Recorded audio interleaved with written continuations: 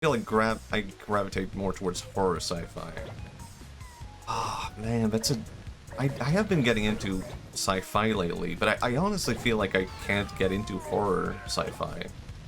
Because, I mean, the reason why I like horror is like the supernatural element. Anyway, sci-fi. I don't know, I feel like it would kind of be interesting to make like a real Star Wars, but the Star Wars that people imagine when people say like psychic powers blended with East Asian philosophy, and actually going deep into like East Asian philosophy and sci-fi. Maybe you could just do that as like a... Oh god, now I was just reminded of something cringe I did, which was I tried to rewrite the whole Phantom Menace at one point. And I was like, I'm gonna make the Phantom Menace but good. But I think it was maybe too easy to do that, because Phantom Menace is just like... It's very easy to find a lot of things to improve about the Phantom Menace. Like, no Jar Jar Binks, we're leaving that part out. We can skip Naboo. You could make Anakin into, like, straight up a demon child, and that would be interesting. That would actually... Hold on, I think we might be onto something here now. Like, horror sci-fi? And it's like... Oh my god, we have something. Horror sci-fi, Jedi on Tatooine, they find Anakin, and Anakin is just straight up a demon child. And they're like, he's the chosen one, and Obi-Wan is just watching this kid, like, setting fires. And he's like, really? This kid is the chosen one? Well, he's gotta be. Look at his midichlorian count, this is insane. Okay, I'm not sure if that whole midichlorian count thing is real. But I trust my master. Wow, this would be really interesting. Right? Am I crazy? That would be legitimately a good horror story. Of like, it doesn't even have to be sci-fi at that point, right? Every so often, Anakin eats a whole person, but they do really need him to balance the Force. Yeah. I mean, that would be kind of good. Like, Anakin the child could just straight up kill a person when he realizes his, like, Force potential as a result of being introduced to, like, Qui-Gon Jinn. And even Qui-Gon at that point is like, this is pretty bad. But he is the chosen one. He is so powerful that we have to ignore that for now. He just broke Watto's neck. I was thinking of doing a Watto impression, but I don't think I can do that. Because it's just, I need you broken my... That's not what Watto sounds like. You've broken my neck, I'll leave that one. I'll leave that one. But then Anakin breaks Watto's neck, because, you know, then he's free. My god. Oh my god, I kind of want to write this down. This could be, if I really wanted to rip off Star Wars at that point, then that would be a whole movie by itself. But I think it would genuinely be really interesting to introduce, like, real, quote-unquote real elements of, like, East Asian philosophy to sci-fi or whatever. Man, and imagine Anakin, the demon child, being introduced to the Jedi Council, right? Anakin has gained awareness of how powerful he is, and he's had this fucked up childhood. And now he is being told, and this inflates his ego, of course, being told that he is like a chosen one.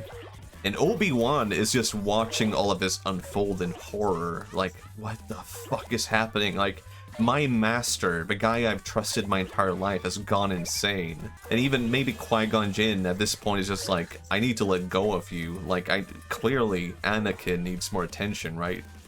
You know how to handle yourself, you're old enough. And that adds a more frustration to Obi-Wan of like, what the... I can't even stop it at this point. I mean, it would have made, I don't know, Darth Vader kind of horrifying. Even if as a child, he was just relentless. So Anakin, the demon child, is at the, like, Jedi Council. And he's being presented to them like, you know, like he is supposed to be like, I don't know, the chosen one, and they are rejecting him, saying like, not only is this like kid too old to train, but he is actually like legitimately insane, and I can sense a dark aura around him, like it killed a weird alien named Watto. And Qui-Gon's like, no, ignore that. That may have occurred, but that is why he needs all of this, right? He needs attention. He needs maybe not attention. He's getting enough of that. Wow, this is my favorite level so far. This is awesome. Anakin needs to have like a freak out at the Jedi Council, I think. Where he is like, he's getting frustrated. If we don't give this child the rank of master, he will consume the world. Maybe even then, right there in that moment, he's like, I demand the rank of master. And the Jedi Council find this like laughable. And they're like, this child. I mean, a child can be immature, right? But this might be too much. This might be insane. Just give him this blankie before he destroys us all. That might actually, legitimately, that might be a good idea for how to develop this first further. Because Anakin has like a freak out moment at the Jedi Council, like refusing to take him in, saying he's a demon child, saying like, this is too much, we can't do this. And that makes Anakin feel like, oh, I'm going back to slavery, or like I'm basically being handled like I am a, what's the word, commodity? It's all coming back to him, and that makes him flash back to Watto, being like, honey, please, kill the money. Oh my god, it's his Palpatine. Oh my god, the Watto voice destroys your throat. Word of advice, don't do the Watto voice. Now an important question, how much child? 3 years, 9 years? I guess that's important for funny reasons. Like Anakin? What age is he when he's in Phantom Menace? Isn't he like 9? It might be interesting to make like a change on his age, actually, make him younger. Like maybe Qui-Gon finds him when he is younger. The Sith joined the Jedi on placating cosmic horror. This is how Anakin brings balance. The introduction of the Sith could honestly be like a relief to the whole Jedi situation. Because it meant, no, we're not gonna have a baby demon. We're not gonna have that. We can't have a... That is actually... That's a whole different horror movie. Of like a baby having psychic powers. That has to be a story already, right? There has to be a story like that. Maybe not a movie. There has to be like some like horror film or whatever. Maybe not film, but story. Let me just drink some water. That Watto voice really took everything out of me. 11 just followed. Anyway, Anakin. Kind of want to go back to Anakin again. Anakin, the demon child, what happens?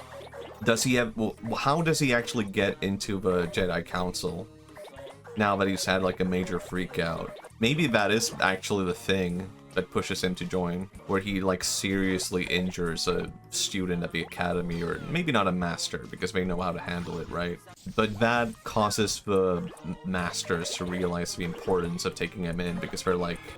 The alternative is that he joins the Sith, right? That's the only other option for him. He just murdered Watto. He murdered, maybe not murder another one, but Watto.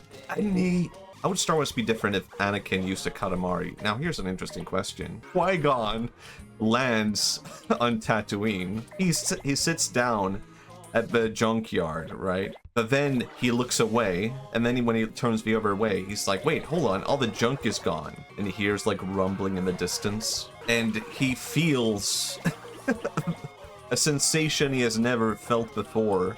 A rolling force. The rolling force is like something that's only existed in myth. Oh my god. That was insane. Qui-Gon feels the rolling force, a sensation that's only existed in myth. And Anakin hates sand. It's, of course, rough and sticks to his Katamari. It's really good, because imagine, you know, Anakin has existed rolling his Katamari on Tatooine, and the sand has not only caused him to not be able to, like, become strong in the Katamari, like, it's cost him resistance in doing the Katamari. So then, when he lands on, like, Naboo with his Katamari, he becomes, like, unleashed. He's like, without sand... I can't do an Anakin voice. Without sand... That's not what it sounds like. Without sand, I'm so powerful. That's what he would say. But Qui-Gon and Obi-Wan are like, no. So we can't... I think he would be too powerful with the Katamari, actually. Because imagine final battle where, you know, there's the whole space battle. Instead of being in a spaceship, Anakin just rolls the Katamari. He rolls the spaceship instead of exploding it. It's just in his Katamari. And then he rolls up Darth Vader. It's like, well, that's the end of that. It's not a very good Star Wars lightsaber fight. The lightsaber is just stuck in the Katamari. I think you could probably introduce the Katamari to like any universe and it would be like too powerful. Like, would Goku be able to defeat the Katamari? Or what if Goku rolled the Katamari? Now this is interesting power leveling. Goku x Katamari, who's strongest? I mean, I think Goku could probably defeat a Katamari, right? But I think Goku with a Katamari would be unstoppable. Am I crazy for saying that?